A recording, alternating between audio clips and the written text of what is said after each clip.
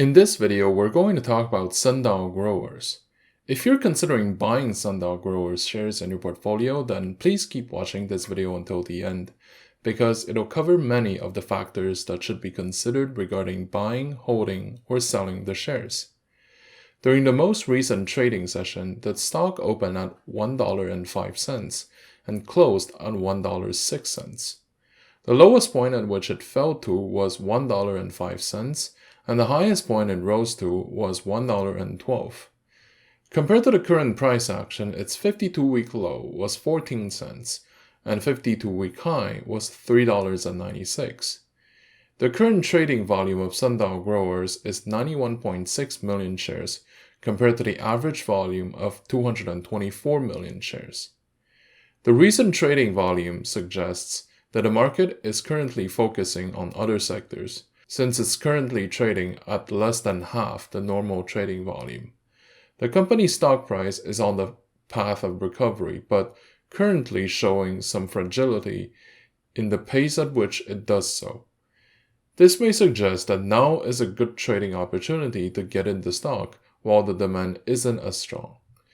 Now, let's take a look at the enterprise value of the company, which represents how much the company's assets are worth once the debt is paid off. The enterprise value of Sndl growers increased significantly over the past year, from a bottom of $106.6 million in Q3 of 2020 to $1.2 billion in the present day.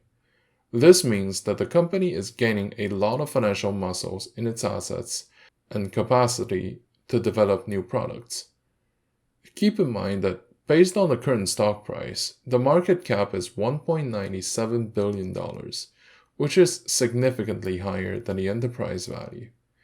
This means that the degree of speculation on the company is still significant. Another outside signal to observe is the total number of shares outstanding. Now, generally speaking, if the number of shares keeps increasing, then it suggests that a company is selling itself to pay the bills. Overall, the company's common shares grew significantly in the past, from 105 million shares in Q2 of 2020 to 1.1 billion shares in the present day. This is likely caused by the company trying to balance its books by diluting the shareholders, like we mentioned before. This is typical with companies that have yet to reach profitability. Personally, I don't think that it would continue going on like this as we go forward. The short-term trend of Sndl growers suggests that the company is on its way to recover. This is also supported by the fact that Sndl is actively looking for all kinds of methods to diversify its revenue streams. The most recent attempt is to create an investment bank for peers within the same sector. It may sound bizarre, but it's basically a financial arm of the company that can facilitate financial flows between companies, and personally, I find the idea innovating. The long-term trend of the company is hard to predict because so far it seems to be a massive letdown from the heydays back in 2018 and 19, when the entire sector was very popular with investors.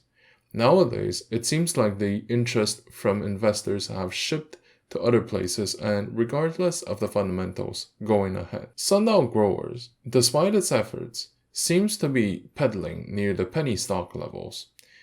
However, remember that whenever no one cares about a stock, this is usually the time to buy. I think that the current price point is a decent entry point, as long as you're willing to wait for the stock to grow over the next couple of years. From the price actions patterns, there may be a glimpse suggesting that the stock price will increase over time. Now, let's talk about the general market sentiment. Currently, the market is still overall prudent when it comes to capital allocation. At the very least, it is a lot more careful than back in 2020.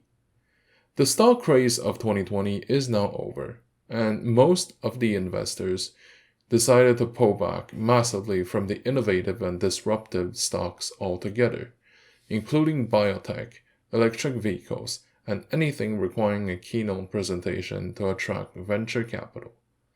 Going forward, The focus of the market will go back to the financial stability, longevity of the company, and if it has solid financial backings.